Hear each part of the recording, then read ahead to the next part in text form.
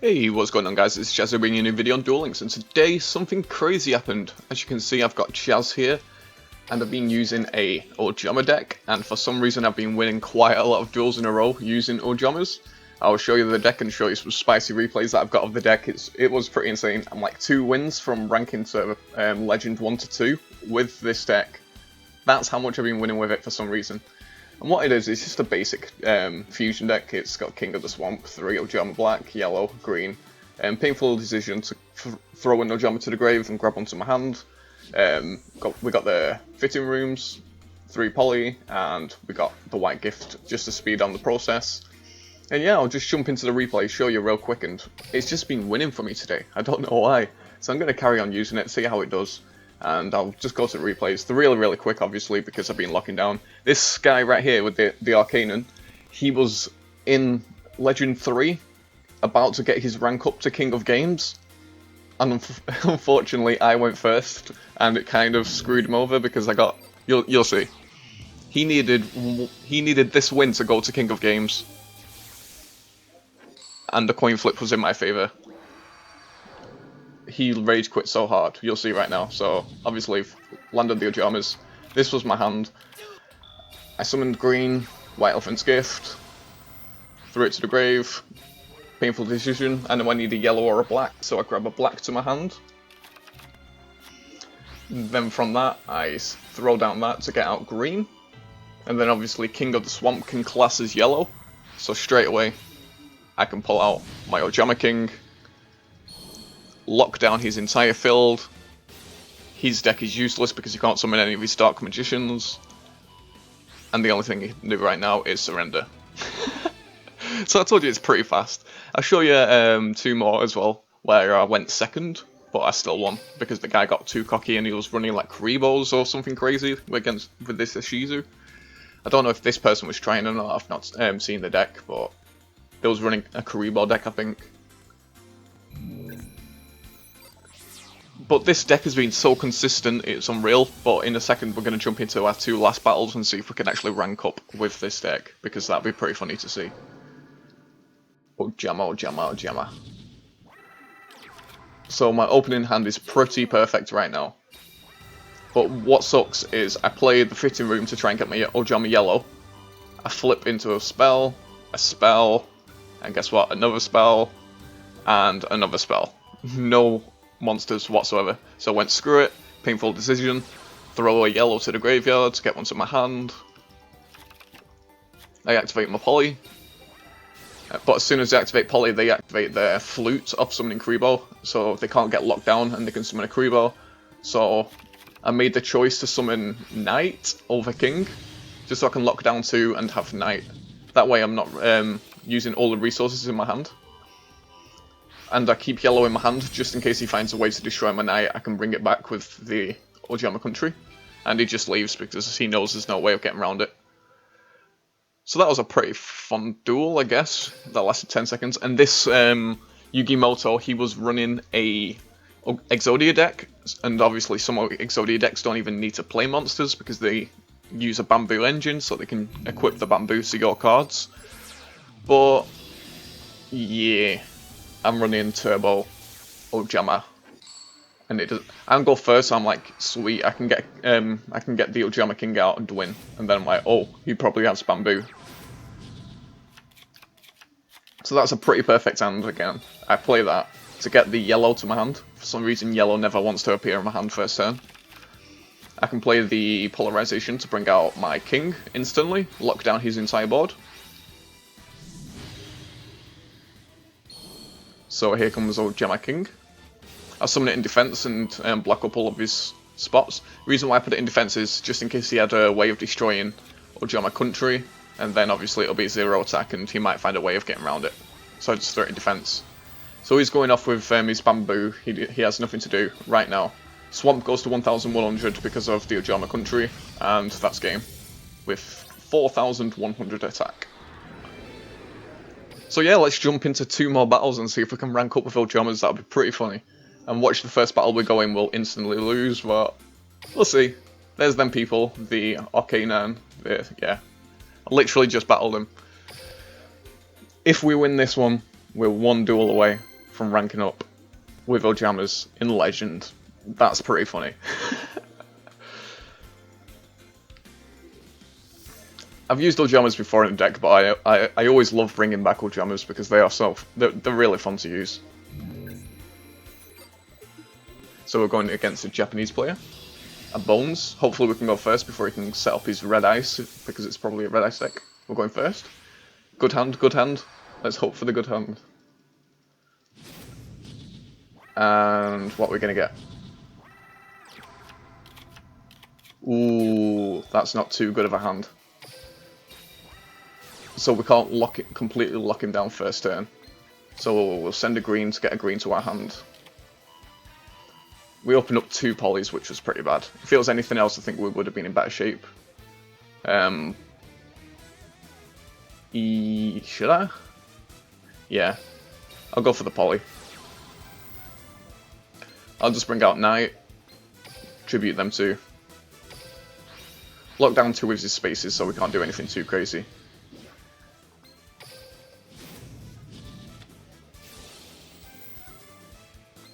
Because I don't think Red Ice can actually get over us if he is running a Red Ice deck. And we'll end our turn. Hopefully we can draw into something nice in our next turn. We'll see what he does. His Gazuki will be pretty weak as well. He just throws a face down. And he'll probably set some back row as well. There's his back row. That's probably going to be a wall.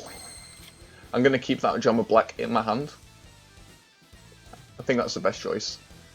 It's activatable, his back card, so it's most likely going to be Econ. Off Fateful Plan. Oh, he's running that rock tilt. That's probably going to be a worm. He's going to flip it and destroy my Ojama. Guardian Statue, even worse. I knew it was going to be some kind of tilt. At least it goes down to 1000 attack, we can summon another monster this turn.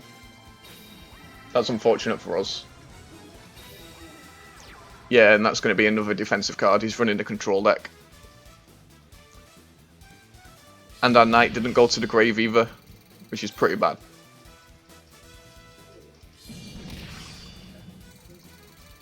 If we draw another Ojama, that might be pretty good, I guess. That works as well. No, it doesn't. I thought that would have worked. Oh yeah, because it only works with Ojama King, with the King of the Swamp. Even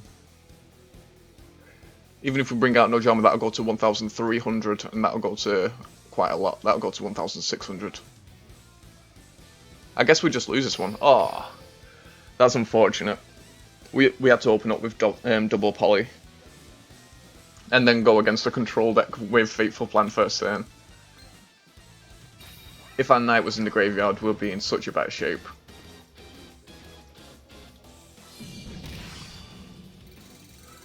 We'll just let him kill us, and then I'll have another deck to showcase to you guys, because I was gonna, I had in mind a deck that I wanted to show you. It's just, I started playing with this deck, and I managed to get on a 3-win streak by locking down my opponent, and I thought it would be pretty fun to show you. So let me just, like, showcase the other deck, and then we'll do some deals with it. And I think I've got a replay. A very, very spicy replay. So the other deck that I wanted to show you guys, we have to go back to this, scroll all the way to Seto Kaiba. And you know how much I've been hyping up Psychics over the last few weeks? This is insane. What it is, it's a Psychic Beatdown deck, and it works so well. It's kind of a glass cannon because you go full out, and if you don't win, it can be dangerous, but it does work so well when it pops off. And what it is this guy, the kicker. Oh, if you control a face-up Psychic monster, you can normal summon this without tributing, which is really good. So it's a 6-star that you can just throw down on the field. Obviously we're running Borg that can power up like crazy. The power injectors. We're running only 1 Destructon to destroy spells and stuff. 3 Witches, because it's 3 Witches are good in any Psychic deck. 2 Arrow, 1 Econ, 3 spells that destroy everything in existence. This is new, that you haven't seen in Psychic decks that I've ran. And when a Psychic monster type monster is normal summoned, what you can do is pay 500 life points, increase the level and attack by 3. So your 4-star Borg turns into a 5-star Borg with 300 extra attack, meaning you can activate Beatdown and it'll gain even more power. And we're running 2 powerful rebirths, and what it does is you target your 4-star or lower and add 1 level, so your 4 stars become 5 stars and Beatdown. It's really insane. So this is the deck. It's similar, but not similar to the... I'll quit without saving, because it's already saved, the version I like. It's similar to the other like psychic decks I've ran, but this one's like a lot more brute force, in a way. I'll show you in some replays. I got a really nice one. So Setakaiba, yeah, this is the one. I think that turn 2, I completely wiped his field and attacked for game instantly. It was pretty insane. Because what you want to do is try and open up with like a witch, get your witch destroyed, and then you can just pop off next turn, especially if you've got them spells where if you control a psychic type, you can just blow up any card on the field that you want by paying 1,000. Just clean the board. The whole point of psychics really is just clean the board, power up, pay life points, go for game. So look at this hand, it's really nice. So I set the powerful rebirth and the injector, because if the injector dies I can just power rebirth it back. Flip that, activate that, destroying that, which is perfect because he would have floodgated. And it's really fast, but look, watch. 3,000, 2,100 anti-magic arrows. There's no way he can stop that. Just instant game. So fast. So insane. And yeah, it's such a good deck. Let's try it out in a battle real quick. I'll try and show you I'll try and show it to you live, and hopefully not brick. The whole point of the deck, as you could see, was wipe the board, lock them down, just go for game as fast as possible. Because in this meta, it's just fast. Well, it's really good to just go for game as fast as possible before your opponent can like set up. Because it's really hard to win once like Red Eye set up or Phoenix sets up or anything. Even Gladiator Beast, once they set up, it's really hard. We end a Rex. So we're going second. He's running a Weevil Sleeve and Mat. So that's a pretty good starting hand. Kind of. We just need to pray he doesn't have that mud-looking dino thing where if it attacks you can special summon another one. We'll set down a witch and end our turn. We'll try and pop his roll next turn and pop off. So he doesn't summon any of the monsters, which is good. We will send that.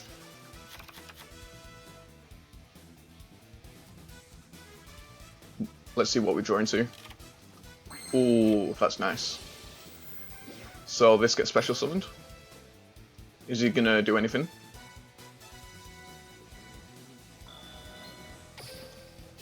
Activate effect to pop the one closest to his deck first. Which is enemy controller, so we got rid of an enemy controller, which is completely fine. We'll activate its effect again to destroy his other. Oh, that was a good pick as well. And we'll activate this to destroy his monster.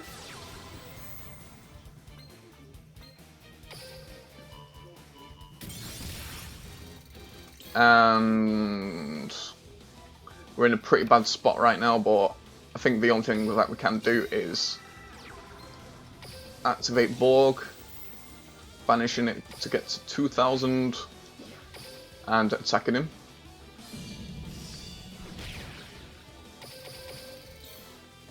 Does he have any answers in his hand? He didn't summon a second monster, so did he draw into his second monster? He didn't, so we basically got game, which is pretty cool. And just for the BS, we'll summon this, activate its ability, flip to attack, and go for game. He's got a Kuriboh, but it doesn't matter. He doesn't have 3 Kuribohs in hand. He's not that good.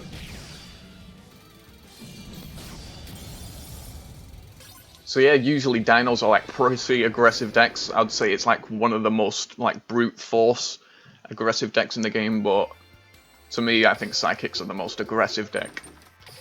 Because you're literally paying all your life points just going full out attack, and if it messes up at any point, you'd basically lose the duel.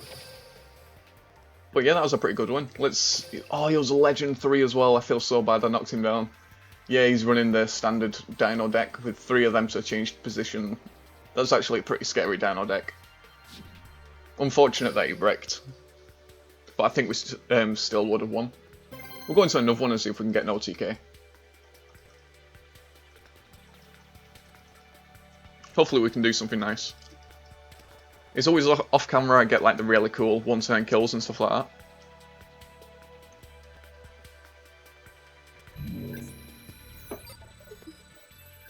Brazil! Hey! So this is most likely going to be a Glad Beast deck, and you guys know my history with Glad Beast versus Psychics. I usually wipe the floor with them. But now I say that I'm going to lose. So that's a pretty good starting hand, I'd say. So it's most likely going to set a monster and set like 3 back row.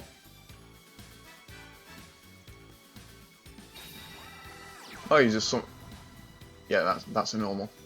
And then back row. What we're going to draw into... Ooh, this is looking really nice. So what we'll do now is just set the Witch and end our turn. Because we got the magic arrows as well, remember. So we'll just use this to pop a monster.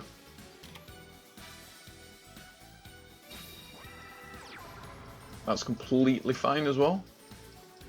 He's only got 1 back row. I think we can win next turn. I think the thing I want to send is a power injector. Actually, do I want to send a power injector? It might be a floodgate at the back, so I will go for the Destructon. Because I don't want to get floodgated. So we go to attack. Let's see if he swaps both of his monsters out.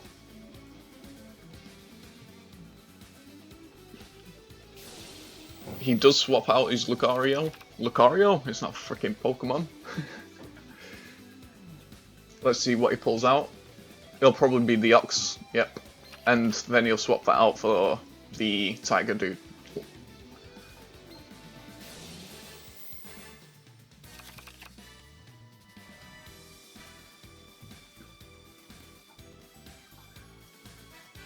And he does. Let's see what we draw into. I want to draw into that big boy so I can show you just how you can summon level 6 and go off. So he comes out on the field. Is it the floodgate? We'll activate this. Destroying. Yeah, we've got game, by the way. We have game, unless he's got the Kribo. Enemy controller. He's going to change it. That's completely fine. This is perfect. So now he has nothing. If he doesn't have the Kribo, we've won. Because what I'm going to do is activate enemy controller. Tributing my monster off. To take control of his big boy. Then we'll summon our Borg. Please don't have the Kribo. Banish. There we go. As you can see with the both 2000, we've got game right now. Banish. We lose if he has the Kribo. Destroy his monster on his field. And there's no point of activating arrows, but we will because we die next turn. He has the Kribo! Why does he have to have the Kribo? Unless he disconnected, but I don't think he did. No, I'm not attacking. Please don't have an Econ in your hand. Don't draw an Econ. The reason why I didn't attack with my monster, it would have got thrown into defense and then he would have been able to attack into it. Does he have the Econ? Yeah, he's got the enemy controller. Ah, that's too unfortunate. And there's like no way that you can play around the sphere Kribo in the hand. He had the Kribo, so there's not much that we could do. But usually we play so well against Gladiator Beast. That's unfortunate, but we did win the duel before it. And you could see the potential of me just going in and winning that if he didn't have the hand trap. Because Sphere Balls are classed as hand traps because it's something you can activate in your hand during battle phase. Really annoying. Anyway, that's going to do it for today's video. Hope you guys enjoyed. If you did, please leave a like, comment down below on some decks that you'd like to see in my videos, and I'll catch you in the next video. Peace.